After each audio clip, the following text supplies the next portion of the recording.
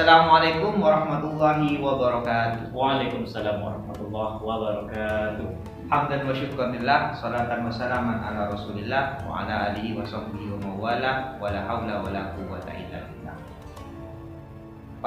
Pada kesempatan kali ini kita berjumpa lagi dalam channel Rizky Ibnu Marzuq. Pada kesempatan kali ini kita ada sebuah program yang namanya Basmalah, bincang-bincang bersama Ustadz, semoga menjadi tambahan ilmu yang berkah. Pada saat ini saya sudah ditemani oleh Ustadz. Siapa Ustadz namanya Ustadz? Sulkoni Mandan. Ini asli dari Pekanbaru dan setiap harinya beliau aktif di SDIT Darussalam sebagai guru agama, guru tahfiz, dan beliau juga menjadi salah satu imam masjid di daerah Kapling Lama. Gimana kabarnya Ustaz? Alhamdulillah baik. Alhamdulillah. Ya Ustaz. Ini Ustaz, besok kita kan sudah Idul Kurban. Sebentar lagi kita akan menghadapi Idul Kurban. Kita bincang-bincang tentang masalah Idul Kurban saja Ustaz. Menurut Ustaz itu apa sih yang dinamakan hari raya Idul Kurban? Mungkin nanti dijelaskan juga tentang dalil-dalil yang ada di Al-Quran. Selamat Ustaz, saya kasih waktu Ustaz. Assalamualaikum warahmatullahi wabarakatuh. Waalaikumsalam warahmatullahi wabarakatuh. Apa kabar sahabat channel Rizky Ibnu Marzuq Ustaz. Sapa dulu Ustaz. Assalamualaikum. Ya. Baik, untuk menanggapi dari pertanyaan Ustaz Rizky, sebenarnya kami bukanlah ahlinya, namun telah diajarin di pondok bahwasanya apa itu kurban itu bentar ya. Kembali kita ke sejarahnya, di mana pada masa Nabi Ibrahim alaihissalam sudah lama tidak dikaruniai oleh seorang hamba. Beliau berdoa kepada Allah Subhanahu wa taala tanpa putus asa. Jadi setelah lama menunggu, Allah datangkanlah kabar gembira kepada Nabi Ibrahim alaihissalam bahwasanya akan dikaruniai seorang anak yang sangat soleh. Nah, doa Nabi Ibrahim, Rabbi habli minas sholihin. Alhamdulillah, sampai pada harinya kebahagiaan itu datanglah kepada Nabi Ibrahim alaihissalam. Namun datang lagi ujian dari Allah. Allah kembali menguji Nabi Ibrahim. Apakah benar-benar ia beriman kepada Allah Subhanahu wa taala? Apakah ia benar-benar menyembah hanya kepada Allah Subhanahu wa taala? Ketika itu anaknya berusia berapa kira-kira? Itu Gulam itu sekitar berapa ya? 8-9 tahun ya. Pokoknya sudah agak inilah. Sudah bisa lah diajak untuk berkomunikasi, bekerja, dan Nabi Ibrahim alaihissalam memberi namanya anaknya Ismail alaihissalam. Jadi disinilah terjadinya nanti yang kita setiap tahunnya peringati, yaitu dengan kita sebutnya Idul Adha, hari raya kurban. Jadi asal mulanya kurban itu dimulai pada saat Nabi Allah Ibrahim alaihissalam. Ketika beliau memang dirundung kesedihan, tapi dengan kesedihan tadi ditambah lagi kesedihan, memang dikasih kebahagiaan. Allah takut kebahagiaan yang Allah kasih ini melupakan Ibrahim terhadap penciptanya. Jadi pada suatu malam Allah berilah Nabi Ibrahim ini berupa mimpi bahwasanya beliau disuruh untuk menyembelih anaknya yang sangat sudah diidam-idamkan lama. Namun setelah ia rawat, setelah ia sayangi, kemudian Allah ingin mengambilnya kembali. Jadi disinilah berkecamuk hati Nabi Ibrahim alaihissalam. Namun ketika itu iman Nabi Ibrahim alaihissalam ini sangat kuat. Kemudian dia mengajak anaknya berdiskusi tentang apa yang dialaminya tadi malam. Begitu cerita Ustaz. Mulai lagi nih ke yang seriusnya kita nih. Disinilah awal mula sejarahnya hari raya kurban. Jadi ketika itu Nabi Ibrahim alaihissalam menyampaikan kepada anaknya apa yang sudah dialami itu. Anaknya subhanallah, Nabi Ismail sangat dewasa kali untuk menjawab dari apa yang menimpa dari ayahnya. Artinya menerima. Menerima, Walaupun mau disembelih, Ustaz ya. Mau disembelih. Tidak terbayang, Ustaz. Ya, Kalau kita bawa ke diri kita, Ustaz. ya. Kita udah 15 tahun belum punya anak, ketika dikasih anak, terus disuruh sembelih lagi. Disuruh sembelih, Ustaz ya. Kira-kira saya kembalikan lagi ini pertanyaan sama Ustaz nih. Nah, itu Apa Ustaz. yang Itu ujian Ustaz iman. rasakan? Ujian iman antara ketaatan. Kira-kira kita sanggup nggak, Ustaz? Ada itu lah Ustaz ya. Gitu, Ustaz. Begitulah besarnya pengorbanan Nabi. Nabi Ibrahim alaihissalam.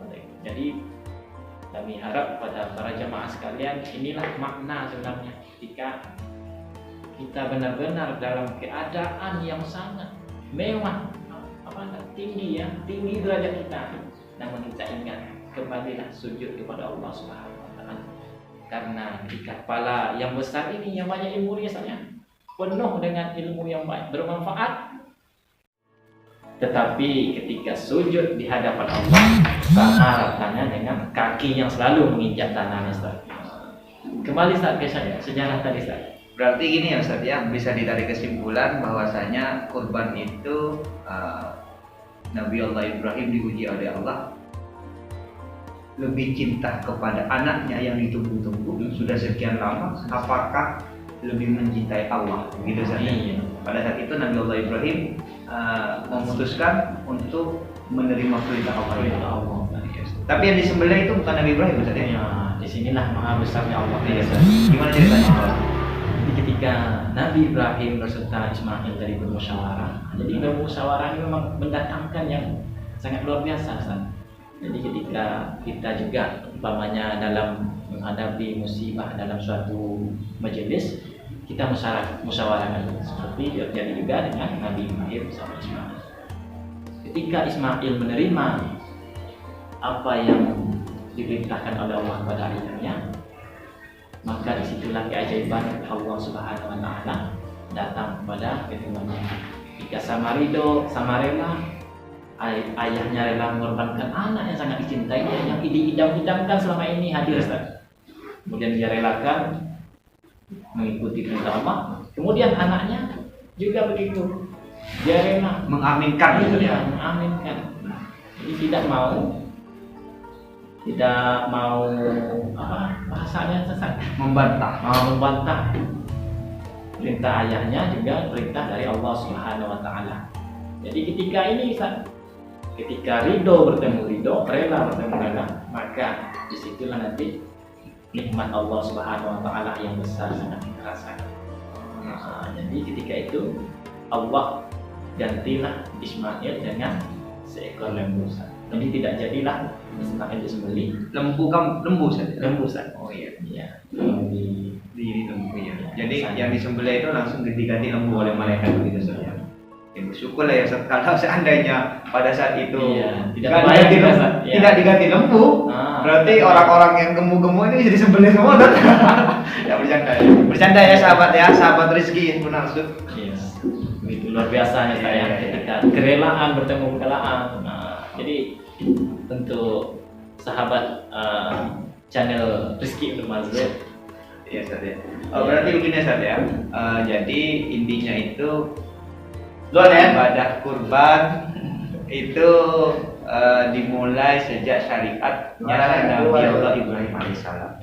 Terus Nabi Muhammad itu mengikuti mengikuti syariat yang diajarkan oleh Nabi Allah Ibrahim alaihissalam. Artinya menyempurnakan. Iya. Makanya dalam akhir sholat kita kan biasa sholawat itu kita dampingkan dengan Nabi Allahumma sholli ala sayyidina Muhammad wa ala sayyidina Muhammad kama shallaita ala sayyidina Ibrahim ya Millata Ibrahim ya betul Ustaz. Iya Ustaz. Berarti intinya kurban itu menurut Ustaz apa? Apa hikmah kurban itu Ustaz? Sebelum kita tutup channel kita Ustaz. Hikmah dari kurban ini sangat luar biasa. Ya. Sangat banyak manfaatnya. Kita benar-benar kita merelakan harta kita ini untuk diberikan kepada orang yang tidak mampu, yang mana selama ini mereka tidak pernah makan daging. Mohon maaf, ngomongnya bukan bermaksud apa-apa, tidak, tetapi itulah inti makna dari kurban. Bukan saja untuk diri kita, tetapi mencakup masyarakat yang ada di sekeliling sosial. Peduli kepada orang yang selama ini tidak kekurangan makan, bisa pada saat itu dapat kurang mampu, bahasa. Ya, terus apa lagi Ustaz? Yang kedua, oh ya, Ustaz, lupa nih Ustaz. Tadi kan sudah dijelaskan bahwasanya yang disembelih itu kan lembu. Jadi Nabi Allah Ismail alaihissalam pada saat mau disembelih kemudian diganti oleh Allah menjadi seekor lembu. Pertanyaannya Ustaz, hewan apa saja yang diperbolehkan untuk menjadi kurban? Apakah semua hewan? Ini luar biasa ya. Iya, Pertanyaan luar biasa. Iya. Itu takut-takut juga menjawab. Aneh sekali. Apakah boleh nanti kalau gajah kan bukan lembu gajah tuh? Gimana Ustaz?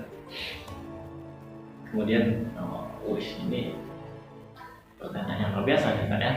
Iya, gimana? Jadi kalau menurut saya, Ustaz, kemudian dalam Al-Quran juga boleh kita menyembelih hewan kurban itu pada masa Nabi Ibrahim itu kan diganti oleh Allah Subhanahu Wa Taala melalui mereka seekor lembu.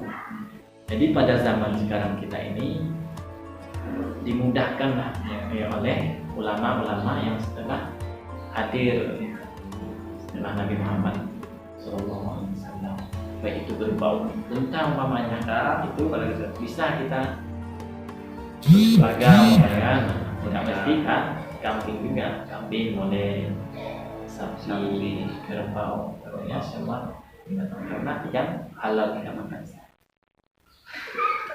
Oke, Ustaz.